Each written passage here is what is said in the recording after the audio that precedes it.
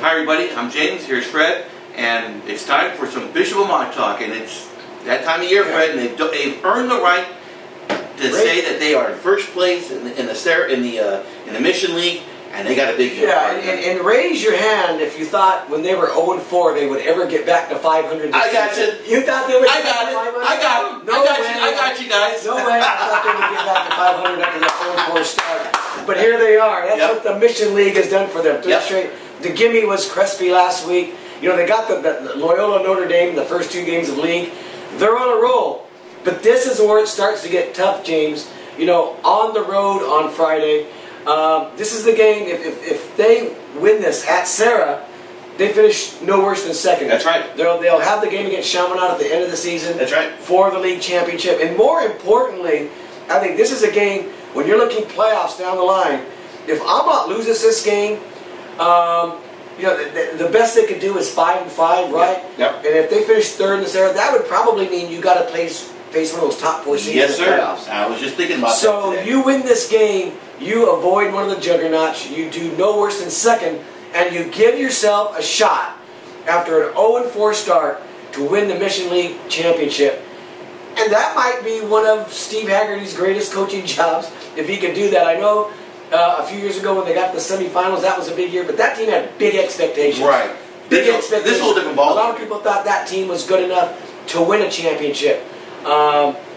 This team right now, as young as they are, and I say that, I thought they were going to be good this year, but when you consider the fact that they lost their Blake Archuleta for a period of time, and I believe he's back now, yes, right? Sir. Yes, he played the last game, and they have to make a decision going forward. That's what they want to do. To me, it's a no-brainer. You go back to Archuleta. He was your starter. But this is a big game on Friday, James, and I know you've been part of this league as a former member of the Crespi staff. How do you see it? It's an interesting game. The quarterback position is going to be interesting for both schools because, first off, as Fred mentioned, Blake Archuleta is, I don't want to say he's back, but he did play some time against Crespi on Friday night. But Serra's also got some issues as well, Fred. Blaze McKibben, who's one of the top junior quarterbacks in the state of California, he has a lacerated kidney, and he didn't play last week against Notre Dame. They put in Doug Brumfield, who was the sophomore backup quarterback, and he got the job done against Notre Dame.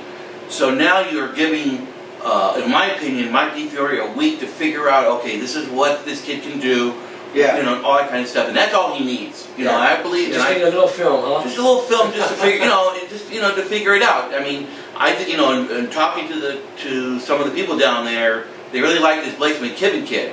So when you take him out, you think he's a Division I kid, you take him out. It's going to be interesting to see what the adjustments are going to be made. And the other thing I want to mention just real fast, Fred, is it's very, very difficult to win at Serra. It is. I don't want to say there's home cooking with the officials. I don't like to say things like that. But it just I've just seen so many. Sounds like that's what you're thinking. I've just seen too many strange things happen at that place, and it's going to be interesting to see what happens. I mean, Mater Dei was life and death to beat Serra last year in the first round. And hey, look, I projected this out when they were 0-4. I thought the Loyola game was pretty winnable. It was going to be tough because they didn't have Archuleta, and that was the big one. I thought they would beat Notre Dame. I knew they would beat Crespi. I had a feeling, James, they would get to this spot, or they had a decent chance to get to this spot. Yep, and here they are. Under their quarterback. But when they got here, I was always, I still like Serra. Okay. Because I think everything is what it is. I think part of Amat's resurgence is schedule. Yep. More than playing over their head. I think up to this point, if you're being honest with yourself, they've done what they were supposed to do. I think those first 4 games, it's not a real surprise they went 0-4 when you look at their schedule. Mater Dei, the way Rancho Cucamonga was playing, the game on the road, and who was the other? They played Loyola in Chicago, and they played Loyola in Chicago, and they played I forget who as well, but Serra. So I mean, that was that. You would have liked them to get a win or 2 there, but it wasn't unexpected they go 0-4. You thought when they got the league they could turn around like this, but this is the point where this is the big game. This is the one you throw in the hat and pick it out and find out who wins, because this is a toss-up. It's pretty close. It really is. But I do like, for the reasons you said. If this game was at Kiefer, I'd probably take Amat because it's on the road. I'm gonna take Serra. Cal Preps agrees with you as well. 28-21. They've got Serra defeating Bishop Amat. But I will say this. Don't you find that when Steve Haggerty teams start rolling, that they're very tough to beat? They're rolling right now. They're rolling, but again, you have to look at who the opponents are, and who they've played, and what getting it rolling means. It means that they win this game, they have a chance to go 6-4 and avoid one of the top 4. If they lose it, they're playing a Centennial, they're playing a Modern Day or a Bosco in that first round on the road, and that's tough. That's one of those games that you do it just keeps them at that. Remember I told you about that 8th seed in the NBA Western Conference? It keeps them in the playoffs, but it doesn't get them any closer to a championship. It's been a long time since '95. But much like the Dodgers, they've got one win left to get into the playoffs, and here they are. So Dodgers got one left to get the World Series, baby. That's happening tonight. We're on Wednesday before before Game 4 of the NLCS. But this is going to be an interesting game on Friday. And again, if Amat wins, which I'm kind of taking the upset here, they'll beat Serra.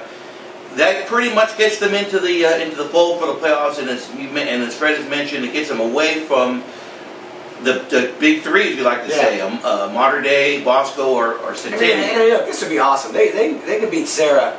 Who they play next week? They got Alamany at home. Alamany. They're going to win that game at home. And I think if you're an Amat fan, all you want is to get to week 10 and play Shaman. That's all you want. Let's get there.